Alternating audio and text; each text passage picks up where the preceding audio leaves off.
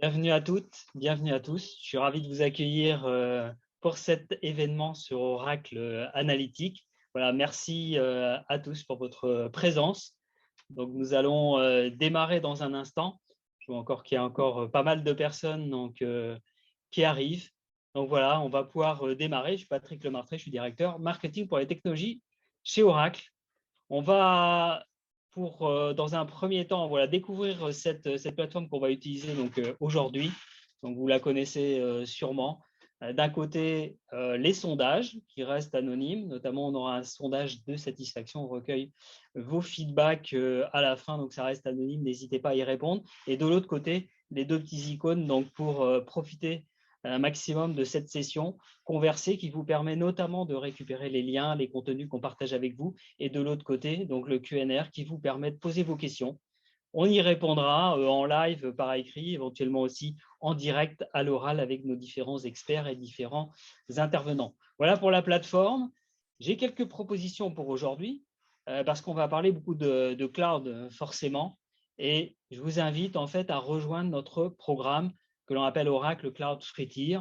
Avec votre email d'inscription, vous pouvez accéder gratuitement à ce programme. Comme vous voyez, en fait, il se décline en deux parties. Il y a le Always Free, voilà, qui permet d'accéder pour une durée illimitée.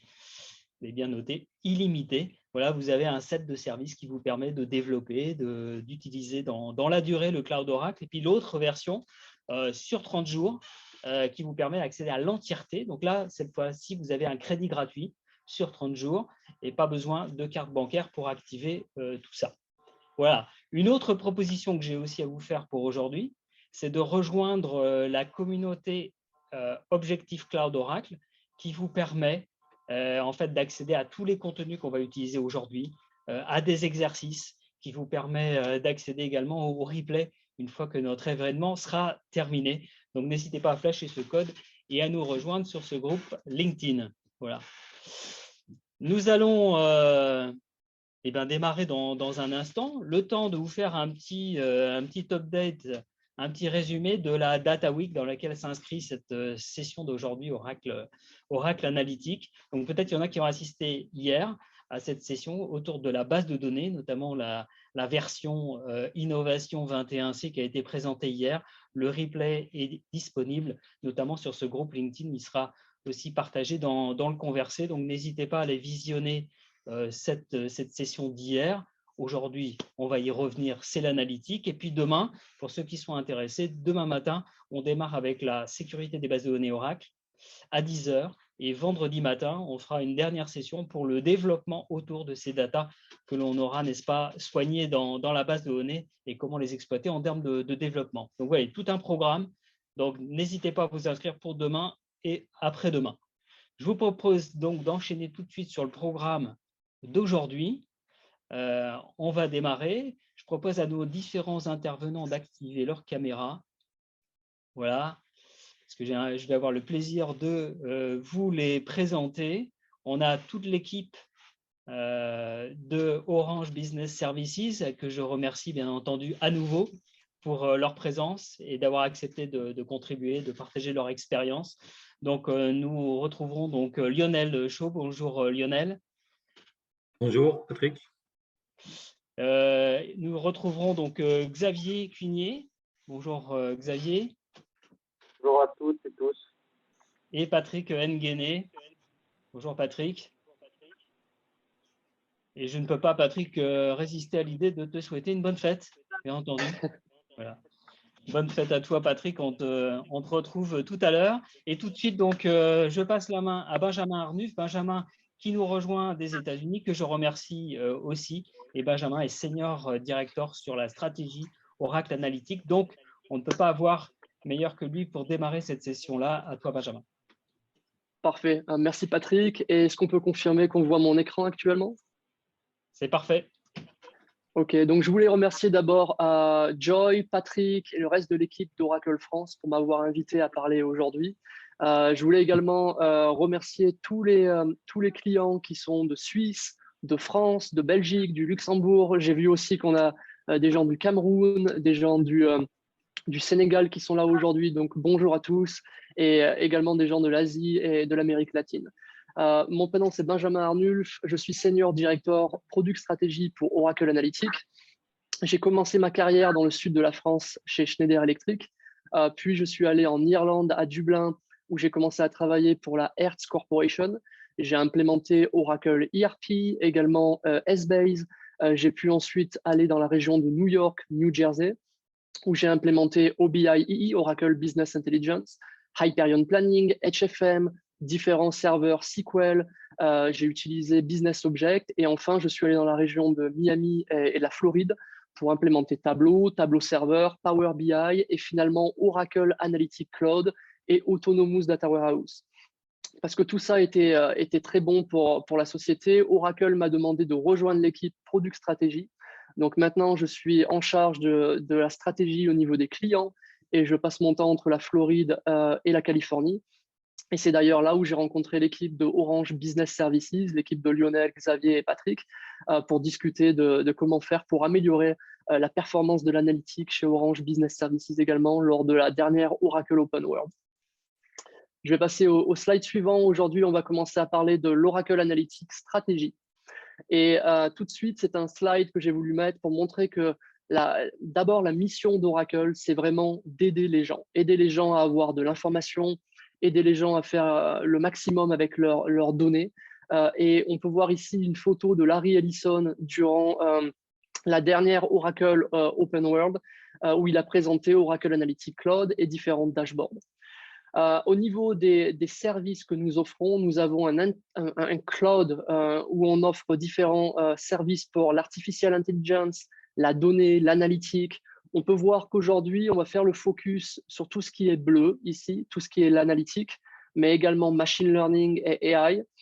Et on peut voir que 50% de nos clients, en général, utilisent Oracle Analytics avec Autonomous Database ou Autonomous Data Warehouse. Et vous allez voir qu'aujourd'hui, on a il y a une nouvelle version d'Autonomous Data Warehouse et c'est vraiment un succès. Nous avons aussi la plupart des clients qui utilisent les applications SaaS, donc Cloud ERP, Cloud HCM, SCM, CX. Lors du dernier appel au niveau des résultats financiers d'Oracle, on a pu entendre Larry Ellison dire qu'il y avait exactement plus de 100 clients, je crois, ce trimestre, qui étaient partis de SAP pour aller chez Oracle ERP. Donc, il y a vraiment des résultats hallucinants en ce moment. On voit énormément de clients rejoindre l'Oracle Cloud et ils utilisent également Digital Assistant, Low Code Application et bien évidemment la Next Generation de Oracle Cloud Infrastructure, ce qu'on appelle OCI.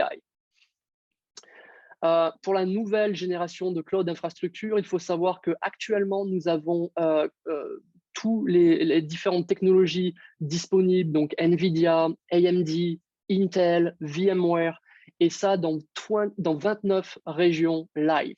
Donc, si vous êtes par exemple en Asie, en Australie, vous avez un data center pour Oracle Cloud qui est disponible dans votre région. Nous avons également une vision à Oracle, c'est non seulement de prendre votre donnée depuis votre database, votre base de données, et ensuite de vous donner des informations, mais pas seulement de la data visualisation. Ce qu'on veut, c'est vraiment vous aider à prendre des décisions et des actions. Trop souvent, quand je parle avec différents clients, je peux voir qu'ils passent énormément de temps à faire de la data visualisation, mais quand je demande pourquoi ils montrent ce spécifique graphique ou cette data visualisation, ils ont ils ont du mal à savoir exactement quelles sont les actions qu'ils veulent prendre ou les décisions qu'ils veulent prendre. Donc, notre vision à Oracle, c'est vraiment de dire, on prend votre donnée de vos bases de données, différentes sources, et on va revenir là-dessus, mais on ne fait pas seulement de la data visualisation, on va faire de la descriptive analytique, prédictive analytique, prescriptive analytique pour vous aider à prendre de meilleures décisions. Notre stratégie, c'est vraiment également de simplifier notre technologie et d'unifier notre technologie. On essaye d'avoir un peu la même philosophie que Apple. On veut vous aider à faire de l'analytique avec du glisser-déposer pour que tout soit facile en un clic. On veut également que ce soit possible pour un comptable, un agent de pouvoir faire de l'analytique, non pas seulement les business analysts ou les data scientists. Et au niveau de unifier, on veut également que notre plateforme Oracle Analytics soit unifiée avec notre base de données qui est leader, avec notre ERP qui est aussi leader dans le marché, mais aussi avec chatbot, voice, NLP, NLG et toute la technologie qu'Oracle est en train de construire pour vous aider à prendre de meilleures décisions. Pour ça, on a 3 produits différents. On a Oracle Analytics Cloud, qui est notre produit numéro 1. La majorité des sociétés Fortune 500 utilisent Oracle Analytics Cloud. On a HSBC, MetLife, Nationwide Insurance, Delta Airlines, Schneider Electric, par exemple, en France. On a Aon et d'autres sociétés qui utilisent notre technologie, y compris Orange Business Services, qui va vous expliquer et vous donner un retour d'expérience. On a également Oracle Analytics Server. Beaucoup d'organisations gouvernementales dans le monde ou des organisations financières ne veulent pas aller dans le cloud immédiatement. Donc, on leur propose d'avoir Oracle Analytics Server. Ils peuvent installer automatiquement Oracle Analytics Server, qui est la même version qu'Oracle Analytics Cloud, mais directement dans leur data center. Et finalement, on a Oracle Fusion Analytics Warehouse. C'est spécifiquement pour nos clients Fusion ERP, Fusion HCM. Je vais revenir là-dessus. C'est notre dernière version d'augmenté analytique et je vais expliquer un peu plus pourquoi nous avons de plus en plus de clients qui utilisent cette version. On va regarder un peu plus en détail quels sont les produits et je vais commencer tout d'abord avec Oracle Analytics Cloud. Donc, Oracle Analytics Cloud, c'est ce qu'on appelle une Augmented Analytic Platform, donc de l'analytique augmentée. C'est un terme que Gartner a commencé à populariser, je vais dire, au niveau de LinkedIn et d'autres analyses. Et l'augmented analytique, je vais dire, c'est vraiment vous poser des questions à votre solution analytique et automatiquement, Oracle va scanner vos bases de données, va regarder à toutes vos données, toutes vos colonnes, tous vos attributs, toutes vos dimensions et construire des data visualisations pour vous.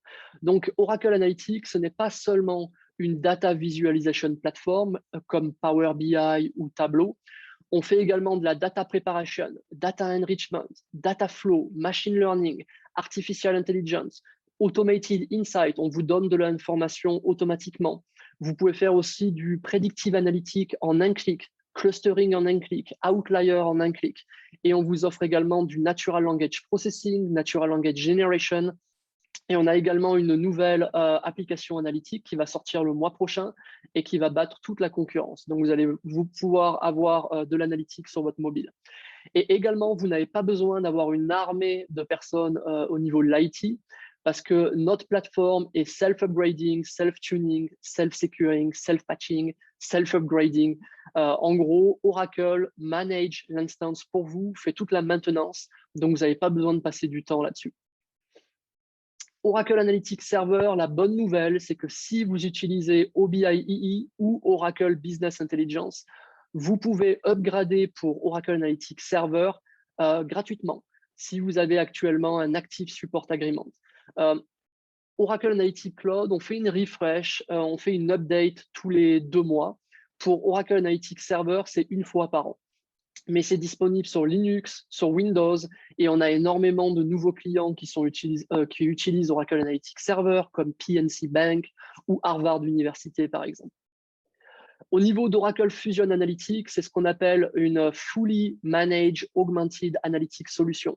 On a énormément de clients qui nous ont dit qu'ils utilisent Fusion ERP Cloud, Fusion HCM, SCM, CX ou NetSuite, et ils ne veulent pas recréer tout sur un autre cloud, recréer une base de données, agréger la data. Ils ne veulent pas également créer une nouvelle instance d'Oracle Analytics ou de Tableau ou de quelque chose d'autre. Ils veulent qu'Oracle fasse tout pour eux directement. Donc, en un clic, on prend toute la donnée de Fusion ERP, toute la donnée de Fusion HCM.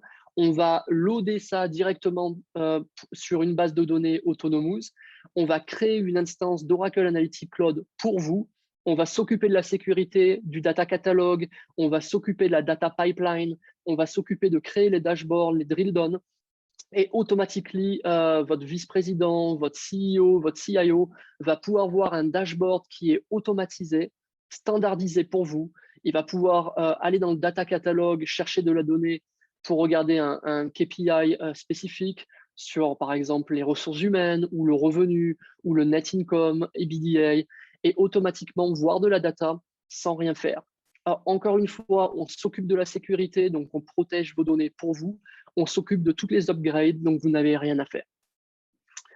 On va regarder un peu plus en détail au niveau de la plateforme analytique. Donc, au niveau de la plateforme analytique, je vais montrer un slide qui permet de comprendre automatiquement qu'une fois que vous installez Oracle Analytics, vous pouvez vous connecter en temps réel à différents systèmes. Par exemple, Oracle Essbase, Oracle Database, Oracle Autonomous Database, mais aussi Snowflake, Salesforce, Excel, SQL Server, Spark, Hadoop, MongoDB. Le mois prochain, Dropbox et Google BigQuery. Dropbox, on peut le faire actuellement, mais le mois prochain, ça sera également Google BigQuery. Vous pouvez également vous connecter à MySQL. Je n'ai pas mis toutes les sources ici, mais vous pouvez vous connecter à quasiment toutes les data sources dans le monde. Ensuite, ce que vous pouvez faire, vous pouvez également envoyer différentes queries et prendre directement tous les résultats et les mettre dans un object store qui est directement intégré avec Oracle Analytics. Donc, vous pouvez glisser, déposer un fichier Excel directement dans Oracle Analytics et commencer à analyser. Ou bien, vous pouvez faire comme les meilleures corporations du monde, comme HSBC, comme Cisco, comme Orange, par exemple, et mettre automatiquement toute la donnée dans une Autonomous Data Warehouse dernière génération. Et pour ça, vous allez avoir la meilleure performance sur le marché. Autonomous Data Warehouse est leader au niveau des bases de données et vous pouvez avoir la meilleure performance et voir de la data très, très rapidement. Je parle également que Oracle Analytics, c'est plus qu'une data visualization tool. Je parle souvent de Tableau, Power BI, j'ai utilisé les deux. J'adore Tableau, j'adore Power BI, mais ils sont un peu limités au niveau des features. Donc, ce qu'on vous offre avec Oracle Analytics, c'est vraiment du Govern Analytics, ce qu'on appelle du Robust Business Intelligence. On va offrir tout ce qui est dashboard, Pixel Perfect Report, Query Federation, Semantic Model, Excel Integration. Ça, c'est vraiment pour faire tout ce qu'on appelle du dashboard opérationnel. Ensuite, on offre également du self-service analytique. Donc, vraiment, c'est plus du traditionnel business intelligence. Maintenant, c'est plus de l'analytique, du self-service. Donc, vos employés, vos DBA, vos administrateurs de base de données peuvent utiliser directement la donnée sans avoir à demander aux responsables informatiques ou au département informatique de créer du dashboard. Ils peuvent faire de la data preparation, data visualization, mais on fait également du storytelling, collaboration, what if analysis avec Essbase, machine learning, et enfin du mobile analytique. Vous pouvez voir toutes vos analyses directement sur votre iPhone ou sur votre Android phone. Enfin, on fait de l'augmented analytics. J'ai parlé de Gartner qui ont également parlé de l'analytique augmentée. C'est vraiment avec voice, chatbot, vous pouvez poser des questions. Vous avez également natural language processing, generation, data enrichment, je vais expliquer ce que c'est. On a également one click pour expliquer votre donnée. On va vous donner de l'information directement sans que vous ayez besoin d'écrire du SQL, du R ou du Python. Et finalement, machine learning, on intègre machine learning directement dans notre analytique plateforme et on est l'un des seuls produits qui le fait actuellement. On parle également d'autonomous analytique. Vous n'avez pas besoin d'avoir, encore une fois, une grosse équipe pour faire la maintenance d'Oracle Analytics. Oracle fait ça pour vous et vous pouvez piloter votre projet directement depuis un iPad, par exemple. On peut se connecter à toutes les sources de données. Donc, on a, comme j'ai dit, Amazon Redshift, Amazon EMR, Google BigQuery, Oracle Database, Oracle Fusion, Oracle Eloqua, Oracle NetSuite. Vous pouvez vous connecter à toutes les sources et on aura également un driver JDBC qui pourra vous aider à vous connecter à toutes vos legacy plateformes le mois prochain. Au niveau de la data préparation, on voit qu'il y a beaucoup de gens qui font de la data préparation sur Excel. Avec Oracle Analytics, vous pouvez faire ça directement au niveau de la plateforme. Également, si vous avez envie d'injecter par exemple de la donnée avec une colonne qui va être la carte de crédit du client, automatiquement, Oracle va vous recommander de cacher cette colonne ou de cacher le numéro de carte de crédit ou les premiers numéros. Si vous avez une colonne qui s'appelle pays, automatiquement, Oracle va vous proposer d'ajouter d'autres colonnes pour montrer, par exemple, quelle est la capitale du pays, la population du pays. Et on prend ça de différentes data sources pour vous. On fait également ce qu'on appelle du data flow. On a beaucoup de clients qui ont des audits et pendant ces audits, généralement, il y a des problèmes 80% du temps. PwC ou EY va vous dire qu'il y a des problèmes sur les fichiers Excel. Il y a des erreurs au niveau des calculations. Donc, ce qu'on fait avec Dataflow, c'est directement dans la même interface qu'Oracle Analytics. Vous pouvez prendre de la donnée de Salesforce, de la donnée d'Autonomous Data Warehouse, de la donnée d'Excel, le mettre également directement dans notre plateforme, joindre la donnée, filtrer la donnée, faire de l'agrégation et automatiquement, vous pouvez sauvegarder tout ça dans une base de données sur Oracle Analytics ou directement dans notre plateforme. Ce qui est bien, c'est que quand vous avez un audit, vous pouvez juste montrer votre data flow, quelles sont les transformations que vous avez faites au niveau de la donnée. C'est transparent au niveau des audits, il n'y a pas de problème au niveau de la sécurité et de la qualité de la donnée. On offre également ce qu'on appelle du Natural Language Processing. Vous pouvez demander à Oracle, montre-moi tous mes revenus et mon profit par client, par pays. Automatiquement, Oracle va créer des data visualisations pour vous. Pas de SQL, on fait ça automatiquement pour vous. Et on fait également de la Natural Language Generation qui va expliquer automatiquement une data visualisation pour vous.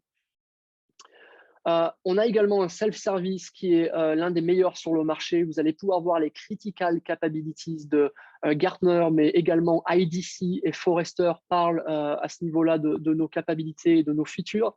Vous pouvez faire ce qu'on appelle du predictive analytics en un clic, du clustering, outlier en un clic également.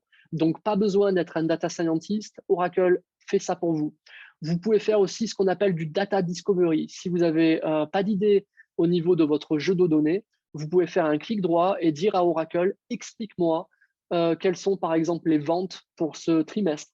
Et automatiquement, Oracle va calculer toutes les corrélations avec par exemple ce qu'on appelle des algorithmes de machine learning et vous proposer de la data visualisation pour vous. Et vous allez pouvoir faire ensuite du data storytelling pour expliquer votre donnée à votre management.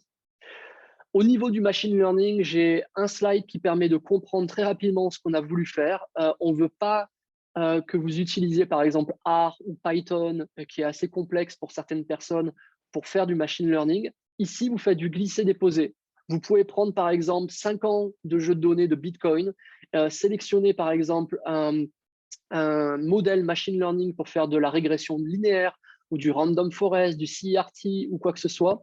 Vous pouvez demander à Oracle Analytics de prédire, par exemple, quel sera le prix de Bitcoin dans quelques années, ou par exemple le volume, ou ça peut être également d'autres choses que vous demandez. Et automatiquement, Oracle va utiliser le meilleur machine learning model et algorithme. Ils vont faire des tweaks pour vous et prédire la donnée. On a par exemple NHS, le National Healthcare Services à Londres, qui utilisent Oracle Analytics Machine Learning et ils ont pu faire 1 milliard de cost reduction en Angleterre en détectant les fraudes aux prestations sociales. Donc, c'est l'équivalent un peu de ce qu'on a en France au niveau de la sécurité sociale, mais au UK. Et ils utilisent Oracle Analytics. Ils ont reçu plein d'awards pour ça parce qu'ils ont pu faire énormément de réductions et automatiquement réduire la fraude, mais également réinjecter cet argent-là dans les hôpitaux et pour donner des soins meilleurs. On a également HSBC qui a permis de voir le nombre de factures duplicate au niveau de leur société et dans le monde. Et ils ont pu également faire des réductions de coûts au niveau de la prévision des factures à ne pas payer parce qu'elles étaient dupliquées. On a également ce qu'on appelle un nouveau Machine Learning and Mobile Analytics. Ici, vous pouvez directement voir tous vos dashboards, vous pouvez voir toute votre analytique directement sur mobile. On a également un nouveau concept, ça s'appelle du podcast sur de l'analytique. Donc, si vous prenez souvent l'avion, si vous êtes dans votre voiture pour aller au travail, automatiquement, Oracle va pouvoir parler de votre jeu de données et vous dire, Lionel, aujourd'hui, je vois qu'on a par exemple, on a une augmentation des coûts au niveau de la maintenance et continuer à parler du jeu de données directement pendant que vous voyagez. Donc, c'est une nouvelle application qui va être disponible le mois prochain et qui va être extrêmement efficace. Généralement, à ce moment de la présentation, il y a beaucoup de gens qui me demandent quelle est la différence également au niveau des data visualisations par rapport à Hotspot, Sisense, Tableau, Power BI. Donc, j'ai mis quelques screenshots très, très vite pour vous montrer qu'ici, on ne veut pas trop impressionner. Ce qu'on fait, c'est vraiment de la data visualisation pour vous aider à prendre de la décision sur vos données. Ici, on a par exemple 3 KPI. On a utilisé une base de données Autonomous Data Warehouse pour analyser 28 millions de vols aux États-Unis. Et on a pu voir que, par exemple, quels étaient les hotspots sur un trafic heatmap et pour voir quels étaient les aéroports où il y avait le plus de trafic. On a également tout ce qui est scatterplot à gauche pour voir en fait les outliers, les clusters, et à droite de la segmentation avec un tree map. C'est vraiment les deux qui sont très, très populaires actuellement aux États-Unis et dans le monde pour faire de la segmentation de data. Si vous êtes plus un business analyst ou data scientist, vous pouvez faire de la régression linéaire, de l'exponential regression, polynomial. Vous pouvez mettre tout ça sur des catégories différentes et faire du trellis également. Ici, par exemple, c'est quand j'étais à New York, je voulais voir quels étaient les restaurants Michelin. Donc, j'ai pu mettre une carte OpenStreetMap, je pense que c'était, au niveau de Manhattan et regarder, par exemple, quels étaient tous les restaurants Michelin par étoile et par type de cuisine. Parce qu'à un moment donné, il y en a marre des hamburgers. Et également, vous pouvez utiliser tout ce qui est carte Esri, Mapbox, Cartopositron, OpenStreetMap, Thunder Forest. Vous pouvez mettre différentes layers. Et on est également en train de voir avec Airbus, avec Yann de Airbus, bonjour Yann, pour voir si on peut mettre d'autres cartes un peu plus robustes de Airbus Défense. Donc, on verra si on a des choses à annoncer plus tard. On peut faire également du Pixel Perfect Dashboard. Ici, par exemple, pour le United Nations World Food Programme, ils ont eu le Nobel Prize en 2020. J'ai voulu faire une analyse pour voir en Inde l'augmentation des prix sur le riz, le sucre et d'autres commodités. Et on peut voir qu'on peut faire une heatmap, on peut faire une grid map, on peut regarder ça par différentes régions au niveau de l'Inde. Et également en bas, on a un auto-forecast qui nous montre du machine learning qui va voir quelle est l'évolution des prix dans les prochaines années en Inde. Finalement, un tout dernier slide pour les visualisations. On voit une consolidation financière. On a énormément de boards qui utilisent maintenant un digital board, plus seulement des PDF, mais directement, ils voient de la consolidation financière en temps réel. Avec Oracle Analytics, vous pouvez vous connecter à tout ce qui est EPM Cloud, FCCS, EPBCS, S-Base, et faire la consolidation financière en temps réel. Donc, plus besoin d'aller seulement sur SmartView, vous pouvez avoir des dashboards en temps réel. On a Oracle Industry Innovation Lab qui a utilisé le robot de Boston Dynamics cette semaine ou la semaine dernière avec un scanner de Faro, et on a utilisé de la donnée qui était random pour voir un peu ce qu'on pouvait faire dans le futur pour analyser la surface scannée, mais également le nombre de steps par minute et également la vitesse. Au niveau de la roadmap, cette année, beaucoup de choses qui vont se passer. On va avoir des nouveaux connecteurs, on va avoir également des nouvelles features. Je vous laisse prendre un screenshot à ce niveau-là. Vous pouvez revoir également ce webinaire pour voir ce qu'on va avoir dans le futur. Mais cette année va être une année charnière et on va devenir vraiment les leaders au niveau de l'analytique sur le marché. Et enfin, pour finir la présentation, je voudrais dire merci à tous nos Oracle Analytics leaders. On a une communauté immense avec des gens de Dropbox, des gens de Children's Hospital of Colorado, Outfront Media, Stitch Fix, Nationwide Insurance. J'essaye de voir tous ceux que je reconnais. On a Mike de FedEx, on a Sahil de City of San Francisco, on a Graham de BNP Bank, etc., etc. Donc, merci encore pour être un client analytique et pour être un leader. On a également Orange Business Services qui font partie de ces leaders. On a Kingold avec Steven Chen qui fait partie d'un de nos meilleurs leaders en Asie. Il a permis de réduire les temps au niveau du reporting de 12 minutes à 41 secondes. On a également Western Digital, l'un de nos top leaders au niveau des USA. Il a permis de faire du temps réel au niveau de l'analytique et c'est vraiment les meilleurs à ce niveau-là. Et finalement, Orange Business Services, ils font partie des top 10 leaders de l'Europe. On a Lionel, Patrick, Xavier qui vont parler juste après et ils vont vous montrer comment ils ont permis de faire 10 fois plus vite leur rapport, mais également de regarder de la donnée sur 36 millions de records dans leur base de données. Donc, je vais passer la main tout de suite à Orange Business Services et encore merci à tous pour être venus aujourd'hui pour voir ce webinaire. Est-ce que vous m'entendez? Oui, c'est mieux. Ah, bon, bah, écoutez, je suis passé sur l'audio du téléphone. Ça ira peut-être mieux. Est-ce que, du coup, on peut passer sur la slide de présentation d'OBS? Voilà. Vous connaissez donc tous Orange, l'opérateur télécom historique, hein, et sûrement la branche B2B sous la marque Orange Business Services, donc à travers laquelle Orange accompagne les entreprises dans leur transformation digitale.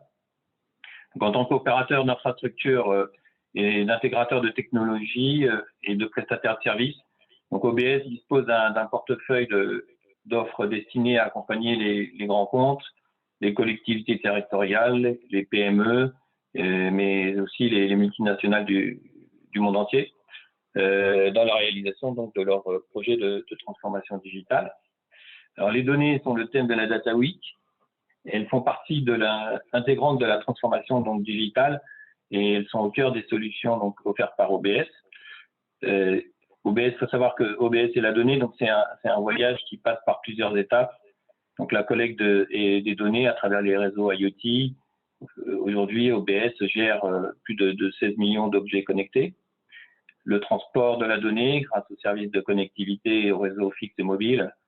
Le stockage et le traitement des données à travers les offres cloud d'Orange Cloud for Business, l'analyse et les solutions analytiques offertes notamment par l'acquisition récente de Business et Décisions, et la protection et la sécurisation donc, des données à travers sa filiale Orange Cyberdéfense.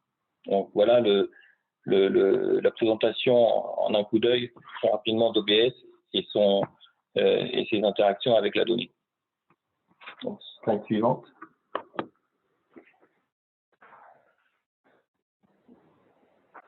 Alors, le contexte du projet OAC chez OBS. Donc, il faut savoir que dans les phases initiales des projets ERP Cloud chez Orange, donc la solution BI qui était proposée par Oracle a été utilisée donc OTBI pour faire du reporting en temps réel, et aussi BI Publisher pour les rapports complexes avec beaucoup de volumétrie. En fait, dans la pratique, on a fait face à des limites techniques, notamment sur OTBI avec des fois des subjects aériens qui n'étaient pas forcément complets, des problèmes de technologie. Voilà, donc BI Publisher n'est aussi pas la solution BI la plus moderne, et notamment elle n'est pas adaptée à l'analytique. Donc pour pallier à ces inconvénients, donc on a lancé en 2020 donc un POC sur OAC, donc sur un cas d'usage concernant donc le time tracking, donc le reporting sur le time tracking, avec un retour d'expérience des key users, de nos key users c'était très rapide, fiable et user-friendly. Donc, en partant de ce feedback, donc on a poursuivi avec le développement de nos états les plus importants, donc qu'on illustrera, que Xavier illustrera, qui est l'état de suivi de la performance opérationnelle. Donc ce sont des KPI très importants, RV, RVE. Next. Donc le premier cas d'usage concerne donc des états de contrôle du time tracking. Donc on avait développé donc ces états sous OTBI dans Fusion, et donc on faisait face à des problèmes de performance. Donc on a sur la slide suivante, next.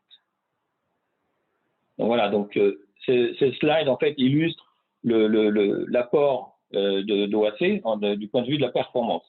Donc on est passé par exemple sur les états de saisie de temps par projet sur des temps d'exécution de plusieurs minutes, et donc avec la version développée dans OAC, on est passé donc à quasiment du temps réel avec des temps d'exécution de l'ordre de quelques secondes.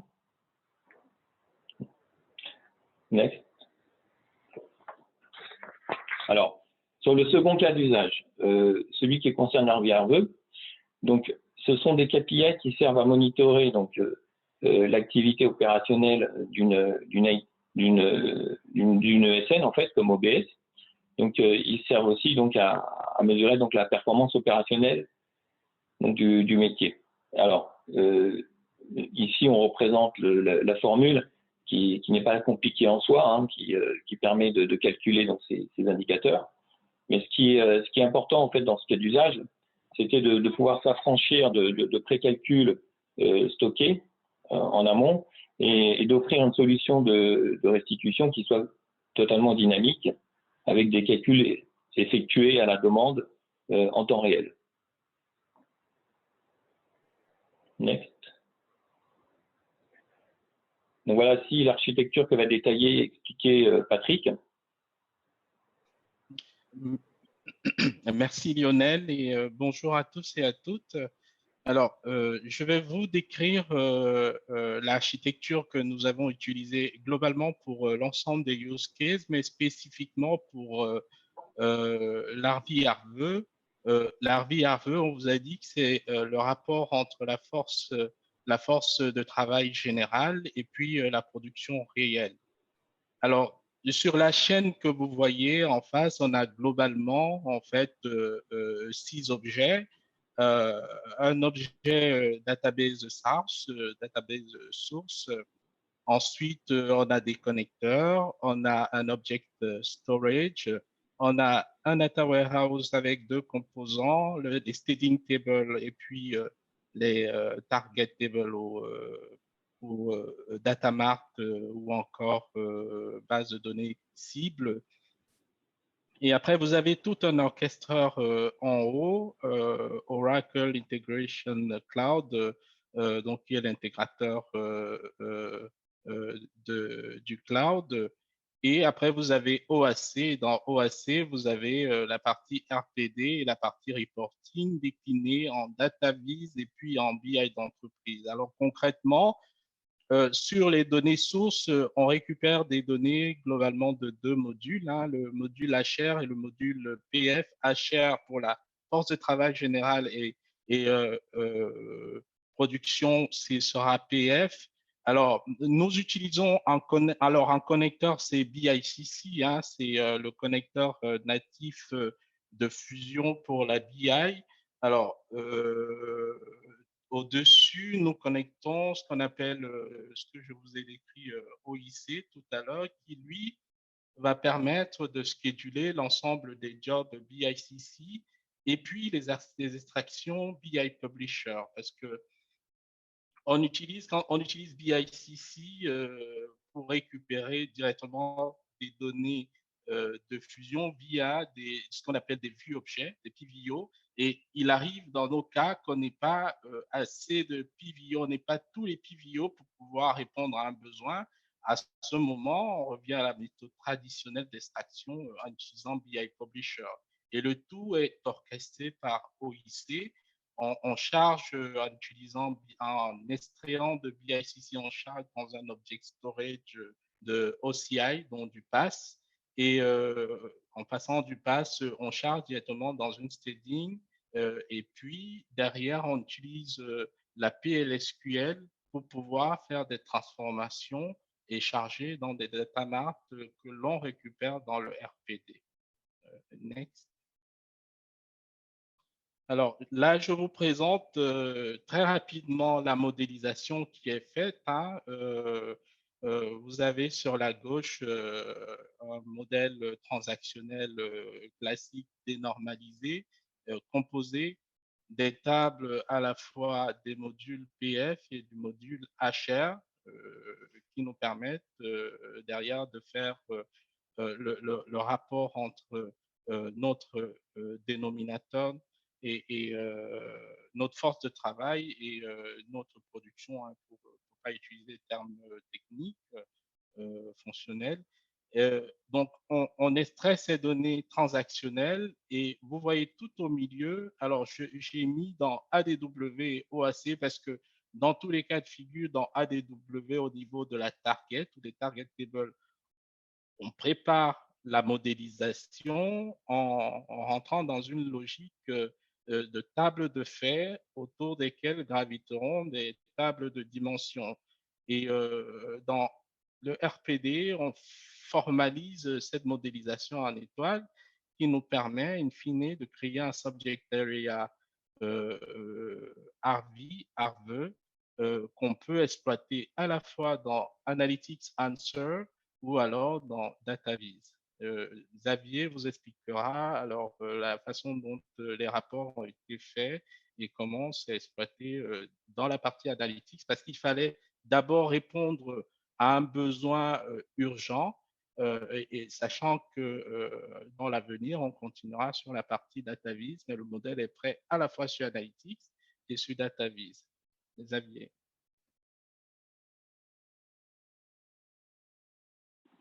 Merci Patrick. Donc bonjour à toutes et à tous.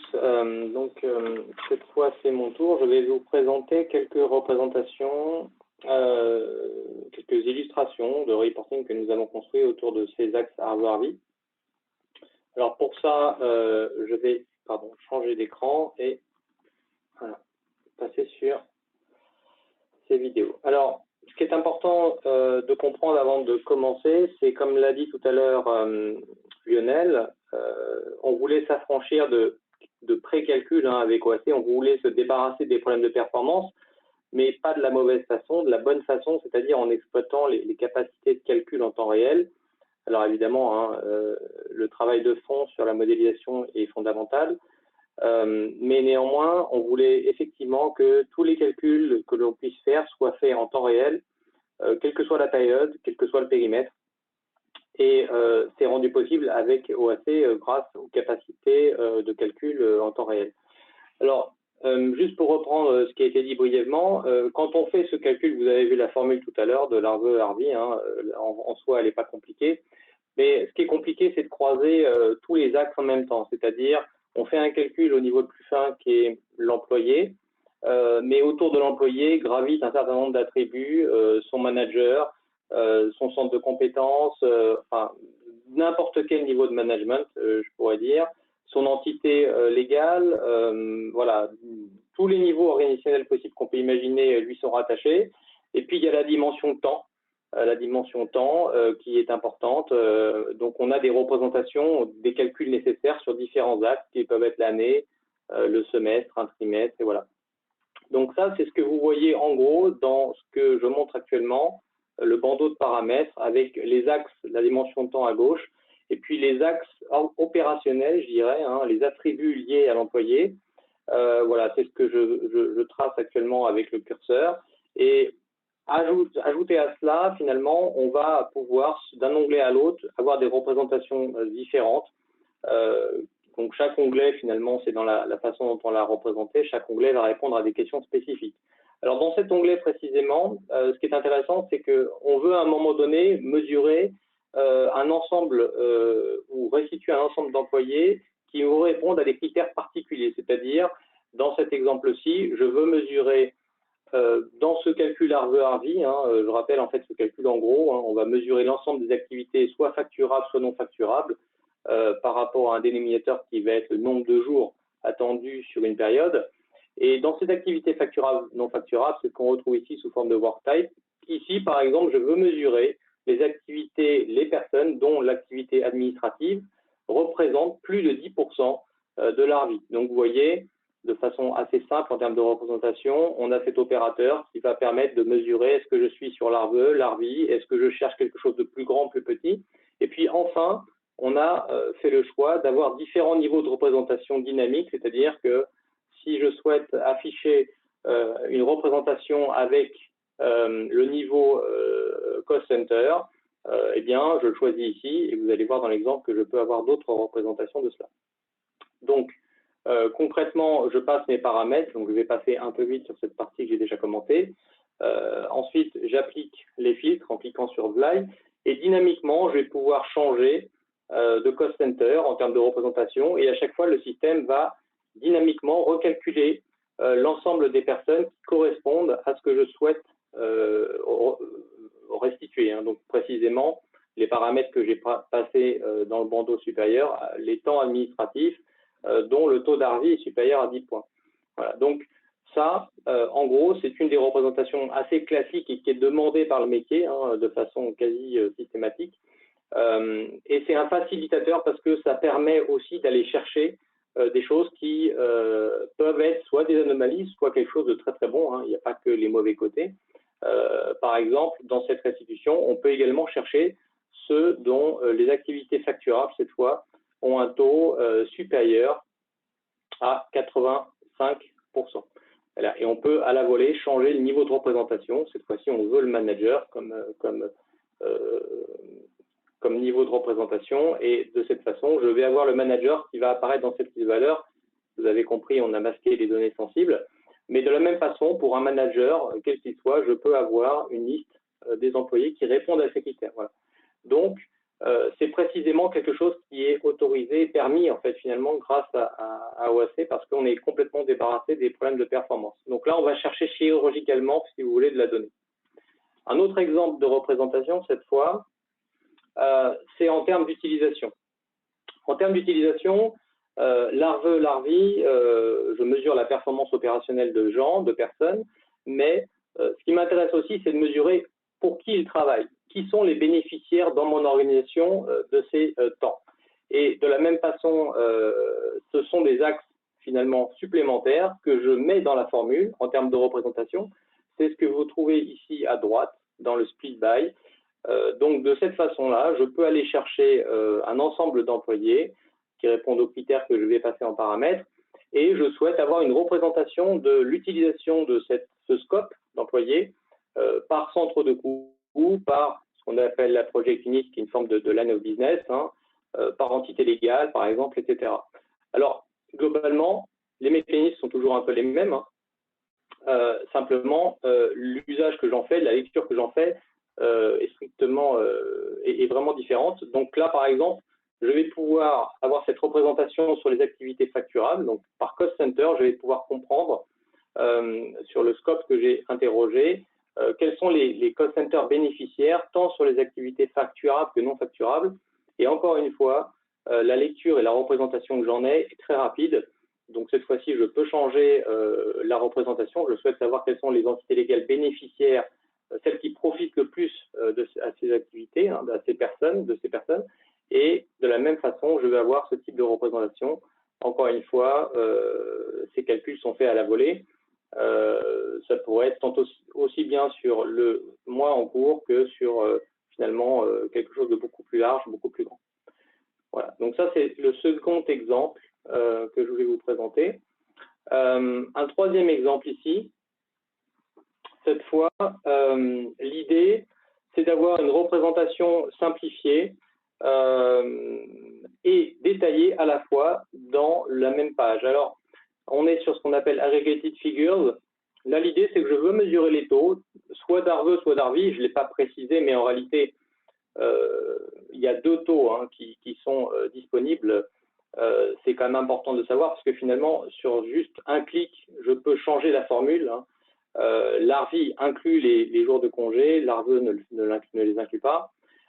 Donc là, l'idée, c'est que je veux une représentation tant du nombre de jours que du taux, soit ARVE, soit ARVI, par de la même façon un niveau managérial que je vais choisir, hein, cost center ici pour le reprendre. Mais cette fois-ci, le système va me présenter à la fois des taux agrégés et également le détail qui compose ces calculs. Exemple, ici, je vais retrouver une lecture. Voilà, donc vous avez ce tableau ici qui me liste l'ensemble des cost centers avec le nombre de jours facturables, non facturables pour une période et les taux correspondants. Mais en face, j'ai une autre liste de valeurs hein, qui va me permettre d'accéder à un niveau détaillé à ce qui compose ces taux. Et donc là, on descend dans le niveau le plus fin de la restitution en termes d'activité. Donc je vais avoir pour les activités facturables le détail des activités facturables. Donc ici, on en a deux, et puis toutes les activités non facturables. Et à chaque fois, je vais avoir le détail du nombre de jours et du taux correspondant. Tout ça étant évidemment, encore une fois, interchangeable, je peux changer l'affichage, donc changer de CDR si je suis intéressé par la lecture d'un CDR plutôt qu'un autre. Et puis, de la même façon, je pourrais revenir sur les paramètres, changer. Encore une fois, le fait d'être débarrassé de ces problèmes de performance nous permet et nous autorise à faire tout ça de façon très fluide. Voilà. Je vais arrêter pour cet exemple-ci et je vais terminer sur deux exemples d'un seul et même onglet. Alors, ceux-là sont particulièrement, je dirais, intéressants. Pourquoi? Parce que ce que je vous ai montré jusque-là, c'est davantage une représentation un peu, somme toute, classique. Ça va vite, c'est très confortable, mais ça manque encore de profondeur en termes d'analyse. On va chercher des choses, on va chercher des taux, on va chercher des tableaux. L'idée avec ce dernier onglet qui s'appelle Bubble Chart, c'était de donner un peu de relief à la donnée. Alors, donner du relief à la donnée, ça veut dire quoi? Ça veut dire que quand on a un tableau avec un ensemble d'employés, un nombre de jours, on ne comprend pas en fait comment les organisations sont construites quelles sont les forces en présence. Et ici, l'idée, c'était précisément de comprendre quelles étaient les forces en présence. Alors, dans cet exemple, on va travailler sur un trimestre, toujours sur un scope business qui est un cost center unique, on va dire, avec une représentation managériale. Donc, l'idée derrière, c'est pour un niveau de management donné, qui est ici ce qu'on appelle le niveau de management 4, on va avoir une représentation sous forme de bulle. Et comme vous pouvez le voir, on a, alors vous ne l'avez peut-être pas vu, mais on a cet axe du temps qui représente la ligne du temps qu'on a choisie en paramètre qui correspond à un trimestre. Cette ligne du temps, je peux directement ici la faire jouer, c'est-à-dire que mes bulles vont évoluer directement en termes de représentation, c'est-à-dire qu'une bulle représente un niveau finalement de management et finalement la taille de la bulle m'indique, et c'est là qu'on a de la profondeur, on a du relief dans l'analyse, la taille de la bulle m'indique le headcount précis, donc combien j'ai de personnes dans cette organisation. Dans cette représentation graphique sous forme de bulle, on a également le taux qui est présent ici sur la gauche. Donc, j'ai finalement plusieurs lectures. Je connais le taux, donc plus la bulle est haute, je dirais meilleur c'est, s'agissant ici d'activité facturale que je mesure. Plus la bulle se situe à droite, plus la taille d'équipe est importante. Et enfin, chose que vous allez voir maintenant, quand je place le curseur sur la bulle, j'obtiens une information. Donc ici, comme j'ai choisi une représentation par manager, je vais retrouver le nom du manager, même s'il est masqué là. Je vais retrouver évidemment le headcount précisément, le pourcentage précisément et le nombre de jours attendus, produits dans la période. Alors, ce qui est intéressant, c'est que si on s'arrête là dans le cadre, on manque un peu d'informations parce que peut-être qu'on veut aller plus loin. Et quand je dis aller plus loin, on veut aller plus loin, c'est-à-dire avoir l'information des managers concernés. Donc, on a juste à descendre d'un étage, on est dans la même page, et là, on a une représentation pour le manager, finalement, de l'ensemble des salariés, tous les noms sont masqués ici, et l'ensemble des salariés avec, sous forme d'histogramme, les activités, le taux en activités facturables et non facturables, et je peux là encore changer de manager à la volée. Donc, je peux finalement repérer dans la partie plus haute du rapport des informations ou des bulles qui sont positionnées de façon inattendue, et ici, finalement, aller dans un espèce de drill down, toujours dans la même page. Donc, finalement, j'interagis dans la même page sur les données pour comprendre qu'est-ce qui peut expliquer qu'une bulle n'est pas forcément à l'endroit où j'attends. Et là, vous l'avez peut-être aussi remarqué, on a la représentation mois et année, la même évidemment que nous avions en paramètres tout à l'heure dans la partie haute. Donc ça, c'est une des représentations où j'atteins depuis un niveau de management le détail des employés pour un manager. Un autre exemple de représentation ici, c'est que cette fois-ci, je reste sur le trimestre, mais cette fois-ci, je vais demander une représentation par management level. Et dans cette représentation, je vais pouvoir descendre en cascade, finalement, d'un niveau de management avec une approche top-down, d'un niveau de management A, vers un étage inférieur, un autre niveau de management de l'étage inférieur. Mais là, ce qui va me conduire, en fait, un peu comme une histoire qu'on raconte, ce qui va me conduire d'un étage à l'autre, c'est encore une fois la même chose que tout à l'heure, le positionnement potentiel d'une bulle que je considère comme étant pas au bon endroit. Et ce qui est intéressant aussi dans cette représentation, on le voit mieux ici que tout à l'heure, c'est que vous voyez, il y a des bulles qui sont plutôt grosses et puis il y a des bulles qui sont plutôt très petites. Et là aussi, c'est là qu'on a du relief dans la donnée parce que finalement, on comprend qu'il y a des confettis dans les organisations. Est-ce que ça a du sens de garder ce type de représentation? Ce type de rapport, typiquement, illustre bien comment on peut interpréter de la donnée et mieux comprendre les organisations. Et finalement, il y a peut-être aussi des choix décisionnels à faire derrière en termes de structure. Est-ce que ça a encore du sens de garder des équipes aussi petites? Voilà. Est-ce que ce sont des niches qui sont là pour se développer ou est-ce que c'est plutôt des choses qui sont en fin de vie? Voilà. Mais globalement, si je reprends la logique et le fil conducteur, ici, je vais pouvoir, depuis cette bulle que j'analyse, descendre d'un étage, aller à un niveau de management juste en dessous et aller chercher par cette liste de valeurs que l'on voit ici, Management Level 3, là où les bulles qui peuvent correspondre à ce parent que j'ai identifié précédemment. Et de la même façon, descendre encore d'un étage pour aller un niveau plus bas, comprendre quelles sont les bulles qui composent ce résultat, puisque tout est une question finalement de proportion et de moyenne, mais finalement, dans une bulle toute seule, je peux avoir une représentation très, très, très disparate de l'information. Et c'est ça qui est intéressant, c'est que finalement, dans ce positionnement de bulle, on peut avoir un ensemble de représentations immédiatement en dessous qui sont finalement, pour certaines, très grosses, avec des équipes de taille très importante et d'autres très petites. Et c'est ça, en fait, qui est intéressant, on a trouvé dans cet exercice de représentation de la donnée. Pour finir au dernier étage sur le manager lui-même. Voilà ce que nous souhaitions vous présenter dans ce webinaire. Donc, j'ai fini pour ma part.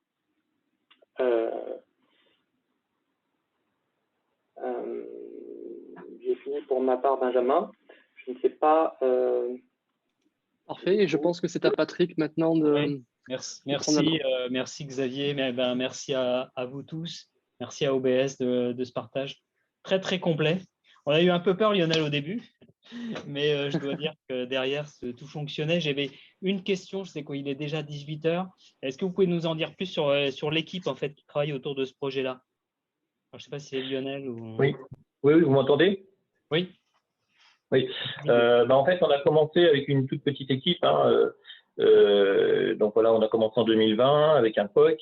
On s'est fait accompagner aussi par l'équipe Oracle Consulting avec des consultants qui nous ont formés, qui nous ont introduit un petit peu dans le monde d'OAC.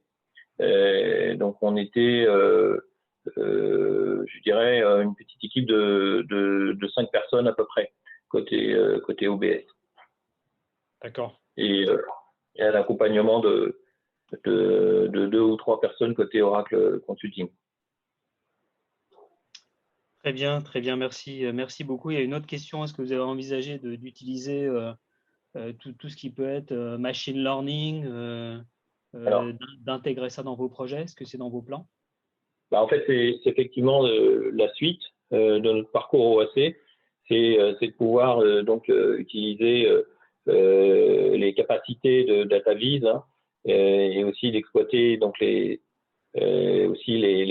capacités de machine learning, notamment sur les analyses prédictives qu'on pourrait faire sur certaines données, types de données. Donc c'est bien au programme. Ok. Et puis il y avait une dernière question un peu sur le feedback de vos utilisateurs. Donc quelqu'un repérait sur un slide, ça passait de 5 minutes à 7 secondes. Je ne sais pas si on pouvait revenir à la performance là, que c'est pareil. La performance, c'était au départ en fait, c'était le principal challenge qu'on voulait adresser. Donc on a commencé par ça. On a vu comme l'a dit Xavier, en fait, on s'est débarrassé assez vite des problèmes de performance et on a pu investir plus de temps justement sur les capacités de modélisation de la solution et de restitution en temps réel. Donc ça, c'est aussi une très bonne, un très bon résultat. Donc très impressionné par les performances de la base de données ADW et aussi une certaine facilité d'utilisation à la fois de l'utilisateur, mais également par nous, par les équipes impliquées. On est sur des composants qui sont faciles à utiliser, qui sont dans le cloud avec les avantages du PaaS. Donc notamment, on n'a pas de maintenance, on n'a pas de patching, c'est très modulaire, donc c'est aussi un des principaux avantages. Ok, très bien. Merci beaucoup Lionel, Patrick, Xavier. Benjamin, est-ce que tu veux nous faire un mot de conclusion de ton côté? Tu es en mute, Benjamin. Non, mais je vais juste remercier tout le monde. C'est vrai que ça me manque de venir en France avec le virus. Donc, j'étais content de voir un peu beaucoup de Français aujourd'hui. J'étais content d'écouter l'histoire et l'implémentation d'Orange Business Services. Encore une fois, comme je le dis, ils font partie des top 10 des meilleurs innovateurs au niveau de l'analytique et de l'Europe. Donc, je suis vraiment content d'avoir eu Lionel, Patrick et Xavier aujourd'hui. Merci encore pour votre présence. Merci Ben, à merci toi, à vous. Benjamin. C'était super de t'avoir en direct des États-Unis. Et puis, on se débarrasse du virus et puis on t'accueille volontiers à Paris. Voilà. Parfait. Merci beaucoup.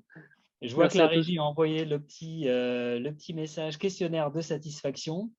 C'est ce qui me permet en parallèle et également de vous renvoyer effectivement sur le groupe LinkedIn. Vous retrouvez le replay de cette session. Et puis ensuite, demain matin, on attaque avec tout ce qui est sécurité vos bases de données Oracle avant de travailler donc, le développement JSON pour vendredi matin. Donc à nouveau, merci pour votre présence. N'hésitez pas à continuer à poser vos questions sur le Q&A. On y répondra donc par écrit. Nous restons en ligne. Merci à tous pour votre présence et merci à tous nos intervenants. À très bientôt. Au revoir.